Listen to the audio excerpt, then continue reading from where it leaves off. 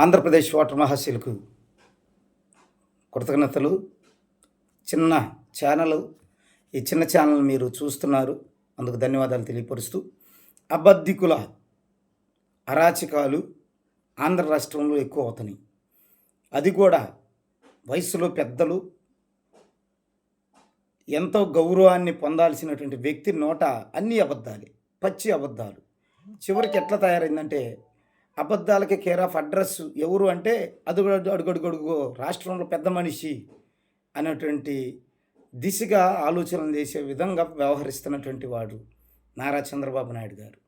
ఏ పిల్లోని కదిలిచ్చినా, ఏ వృద్ధులను కదిలిచ్చినా, ఏ రైతులను కదిలిచ్చినా, ఏ పారిశ్రామిక వ్యక్తులను కదిలిచ్చినా చెప్పేటువంటి మాట అబద్ధానికి జనకుడు ఎవరు అంటే నారా చంద్రబాబు నాయుడు ఆంధ్రప్రదేశ్లో ఉన్నాడు అని చెప్తున్నాడు.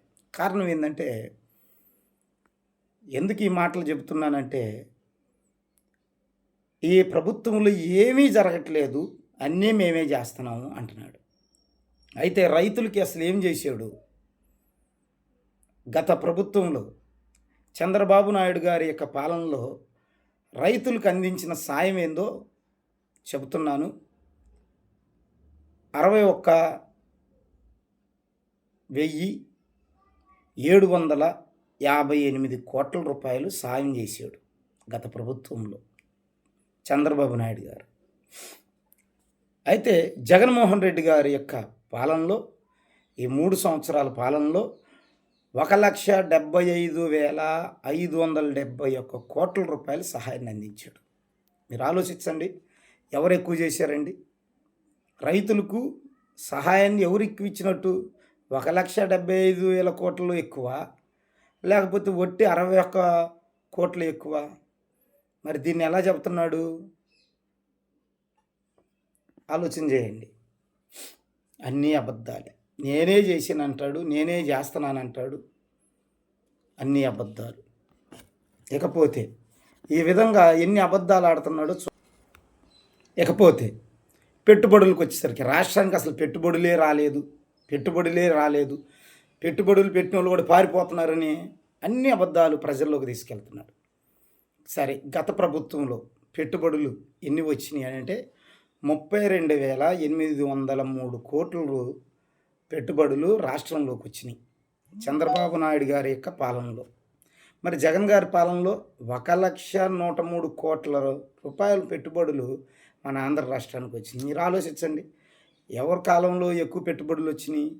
దీన్ని బట్టే ఆయన అబద్ధికుడో కాదు మీరే నిర్ణయించండి. ఇక ఉద్యోగాలు, పెట్టుబడుల ద్వారా, పరిశ్రమల ద్వారా 38,000 ఉద్యోగాలు చంద్రబాబు నాయుడు కాలంలో ఇచ్చాడు.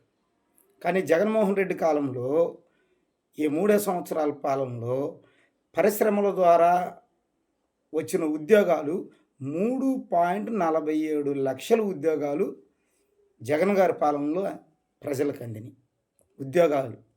ఇప్పుడు 38,000 ఎక్కువ, లేదంటే 3 లక్షల పైన ఉన్న ఉద్యోగాలు ఎక్కువ కదా? దీన్ని బట్టి ఆయన అబద్ధికుడా కాదా? మీరే నిర్ణయం చేయండి, ఆలోచించండి. అబద్ధానికి జనకుడో కాదు మీరు నిర్ణయించండి. ఏమండి? 3వ పాయింట్ చెప్తున్నా. ప్రభుత్వపు ఉద్యోగాలు, గవర్నమెంట్ ఉద్యోగాలు అసలు లేవు అని డప్పు కొడుతున్నాడు ఒకటే ప్రజల్లోకి తీసుకెళ్ళి. చంద్రబాబు నాయుడు కాలంలో ఎన్ని ఉద్యోగాలు ఇచ్చాడో తెలుసండి? 34,780 ఉద్యోగాలు ప్రభుత్వపు ఉద్యోగాలు వచ్చినాయి, గవర్నమెంట్ ఉద్యోగాలు. జగన్మోహన్ రెడ్డి గారి యొక్క పాలనలో 2,36,502 ఉద్యోగాలు గవర్నమెంట్ ఉద్యోగాలు వచ్చినాయి. మరి అబద్ధమేదో నిజమేదో దీన్ని బట్టి కూడా మీరు ఆలోచన చేయండి. ఓటర్ మహాశయులారా గమనించండి. అబద్ధాలతో కాలం గడపాలని పెద్ద మనిషి చూస్తున్నాడు. అబద్ధాలు నమ్మి మీరు మోసపోవద్దు. అబద్ధాలు చెప్పేవాళ్ళు తప్పు కాదు, అబద్ధాలను నమ్మేటువంటి నీదే తప్పు. అబద్ధాలను నమ్మి మోసపోయేంత వరకు గతమంతా జరిగిపోయింది. వాళ్ళ తప్పు కాదు, మోసపోతున్న నీదే తప్పు. రాష్ట్ర ప్రజలారా, నువ్వు ఈ తప్పు చేస్తున్నంతకాలం అలాంటి వాళ్ళు పుట్టకొస్తూనే ఉంటారు. అలాంటి వాళ్ళ జెండాలు మోయటం, అలాంటి వాళ్ళకి సపోర్ట్ చేయటం కూడా మంద కూడా తప్పే. ప్రజలది తప్పు, ఆంధ్రప్రదేశ్ ఓటర్లది తప్పు. కాబట్టి ఈసారైనా ఆ తప్పుని సరి చేసుకుందాం.